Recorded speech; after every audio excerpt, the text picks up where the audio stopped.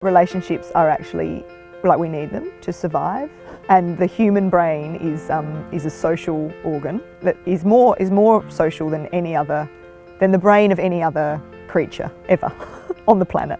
The idea that we need secure attachment as babies to be able to form relationships with other people in the future, but also to be able to form tolerance and acceptance of difference and diversity in the world, and all of that stuff that we need. This connection, this relationship is vital. But what I've also learned is it's not just this parent-infant relationship connection that's vital. It's also throughout childhood, children need to remain connected to a positive adult.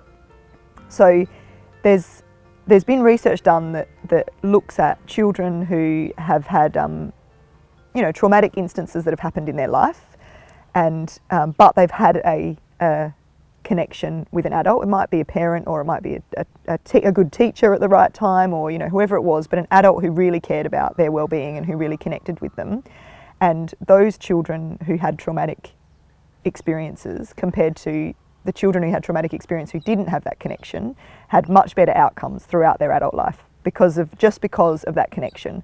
And you hear adults talk about how, when I was a kid, I really remember this teacher or this sports coach or this auntie or someone who just paid attention to me, or who just cared about what I had to say. Because as kids, we're so self-centered, and that's normal for our brain development. That's how we're supposed to be. We think everything is because of us. So if anything happens, if your parents split up, or someone dies, or kids find a way to make that about them and blame themselves for that. As adults, to be able to connect with a child and look them in the face and make them feel like they're heard and important and useful in the world can make such a difference to them throughout their lives, throughout their adult lives. Difference to how successful they are. Successful, when I say successful, I don't necessarily mean having a good job or lots of money. Successful in society, as in you can build relationships and be a good person.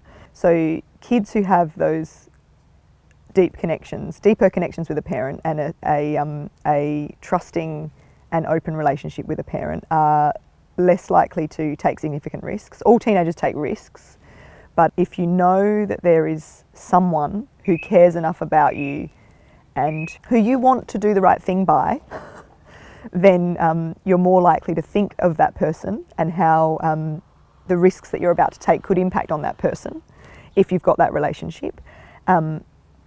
You're also more likely to be able to notice if things aren't right in a relationship, especially in a teenage relationship, a teenage intimate relationship. So you're more able to be able to see things going down a rocky road, and you've also got someone to talk to about it, who you're connected with and who you have a good relationship with. You're going to be more likely to be able to succeed in schooling, in your career, in all of those things, because you're able to tolerate other people and other people's opinions, and you're able to accept diversity and difference. And you're also able to accept then that, okay, my boss is different to me, but I can accept them as a person and I can tolerate them because I have had these connections. And maybe that doesn't make a lot of sense why that is, but it's all about that early attachment. You develop trust that you're going to be fed, and that you're going to be sheltered, and that you're going to be kept warm, and that you're going to be loved.